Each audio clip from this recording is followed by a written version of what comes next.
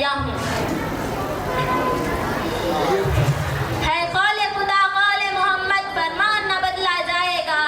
ہے قول خدا قول محمد فرمان نہ بدلا جائے گا. بدلے گا زمانہ لاکھ مگر قرآن نہ بدلا جائے گا.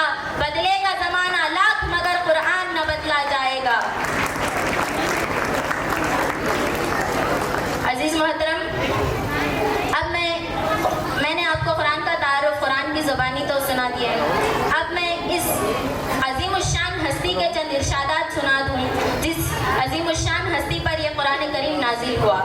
حضرت عمر بن خطاب رضی اللہ تعالیٰ عنہ فرماتے ہیں کہ حضور صلی اللہ علیہ وسلم نے فرمایا، اس کلام کی وجہ سے رب کریم بعض لوگوں کو رفتیں اور عظمتیں عطا فرماتے ہیں اور بعض لوگوں کو پستیوں اور ذلتوں میں پھینک دیتے ہیں.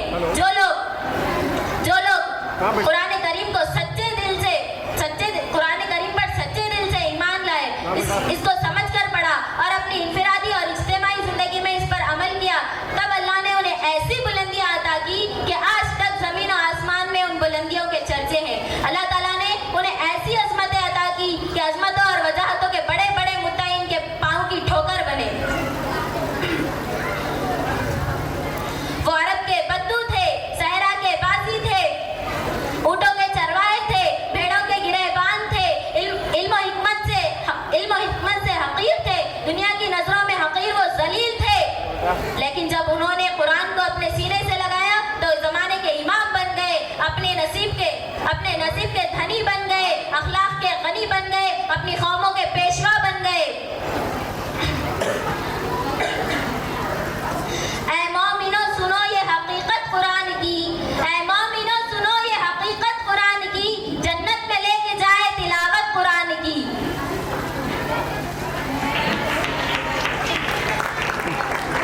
معزز سامعین، ہم نے قرآن کو چھوڑ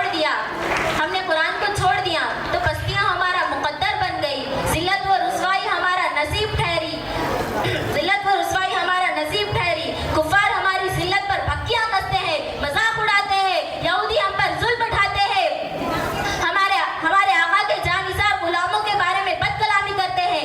ایسا کیوں ہوا؟ ہم بلند چوٹیوں سے پستیوں میں کیوں گرے؟ ہم عزت و تحریم کے تخت و تاج سے کیوں محروم ہوئے؟ سیاسی اور معاشی غلامی میں کیوں مبتلا ہوئے؟ اسی لیے کہ ہم نے قرآن کو چھوڑ دیا. اسے خوبصورت غلافوں میں بند کر اسے الماریوں کی زینت بنا دی، اسے مردوں کا کلام بنا دیا. اور جن کا ہم نام لیتے ہیں، کہاں وہ اور کہاں ہم. ان کی زبانیں تو قرآن کی تلاوت سے تر و تازہ رہتی تھی اور ہمارے زبانوں پر محض گانوں کے بول ہیں. ان کے کان قرآن کی تلاوت سے شیرینی محسوس کرتے تھے اور آج کل کے لوگوں کو مغربی اور مشرقی موسیقی سے حلاوت ملتی ہے. ان کی آنکھیں قرآن کی زیارت سے ٹھنڈی ہوتی تھی اور آج کل کے نوجوانوں کو اوریانت سے ٹھنڈک ملتی ہے.